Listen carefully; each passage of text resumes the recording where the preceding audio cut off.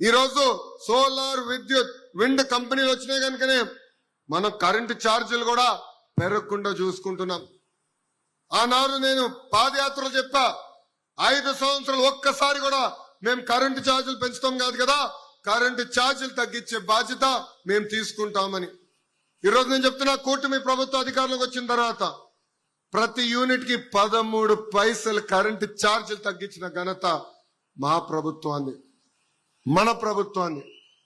అందుకే ఇలాంటి ప్రాజెక్టులను ఆశీర్వదించండి, దీవించండి. ఒక పట్టుదలతో పనిచేయాల ఆలోచనతో మీ ముందర మేమందరం నిలబడుతున్నాం. నా లక్ష్యం ఒకటే, అన్ని రంగాల్లో ఆంధ్ర రాష్ట్రం నంబర్ 1 ఉండాలని. ఈరోజు ఈ మీటింగ్ వస్తున్నప్పుడు పెద్దల్ని కలిసి ఒక 10 నిమిషాలు వాళ్ళకి చెప్పా, ఈ రెన్యూబుల్ ఎనర్జీ ఎడిషన్ లో ఆంధ్ర రాష్ట్రం 4వ స్థానంలో ఉంది. మొదటి స్థానంలో గుజరాత్, 2వ స్థానంలో రాజస్థాన్, 3వ స్థానంలో మహారాష్ట్ర, దాని తర్వాత ఆంధ్ర రాష్ట్రం ఉంది.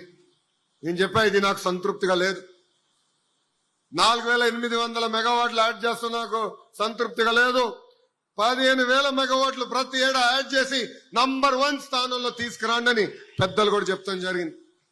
విద్య, వైద్యం, ఉపాధి, పరిశ్రమలు, పెట్టుబడి అన్ని రంగాల్లో నంబర్ 1 ఉండాలనే లక్ష్యంతో మేము అందరం పనిచేస్తున్నాం. ఎప్పుడు నేను హైదరాబాద్ చూసినా నాలో ఒక కసి. 62 సంవత్సరాలు కలిసికట్టుగా హైదరాబాద్ మనం అభివృద్ధి చేశాం. ఒక్క క్షణంలో మెడబట్టి మనం బయటికి గెంటేశారు. రాజధాని ఎక్కడుండాలో కూడా చెప్పలేదు. మన సొంత కాళ్ళపైన మనం ప్రయాణం ప్రారంభించాం. కట్టుబట్టలతో మన ప్రయాణం ప్రారంభించాం. అదే నాలో కసి పెంచింది.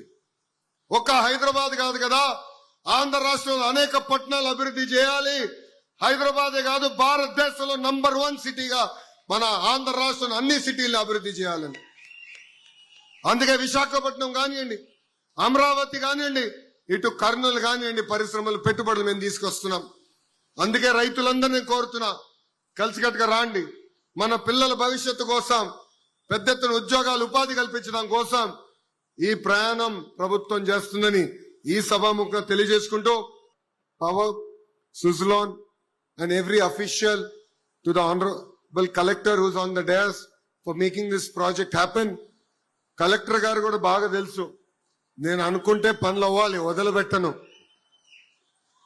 2 వారాలకు ఒకసారి మేడం గారు కూడా నేను మెసేజ్ పెడతా, మేడం గారు మీ జిల్లాలో ఈ ప్రాజెక్టులు ఉన్నాయి, ఈ ప్రాజెక్ట్ స్టేటస్ ఇక్కడ లోకల్ గా ప్రాబ్లం ఉంది, ఇమ్మీడియట్ గా మీరు చూడండి అని నేను మెసేజ్ పెడితే, కొన్ని సందర్భాల్లో మేడం గారు 11:30, 12 కూడా తిరిగి నాకు రిప్లై పెట్టి, సార్ ఈ ప్రాజెక్ట్ ఇక్కడ ఉంది, ఇది చేస్తాం, ఇట్లా చేస్తామని. ఇది మీ అందరికి ఎందుకు చెప్తున్నా అంటే, రైతులు ఒక అడుగేస్తే ప్రభుత్వం 10 అడుగులు వేసడానికి సిద్ధంగా ఉంది. కలిసికట్టుగా మన యువతకు ఉద్యోగాలు కల్పించడానికి మేము ఆహర్నిశలు కష్టపడుతున్నాం.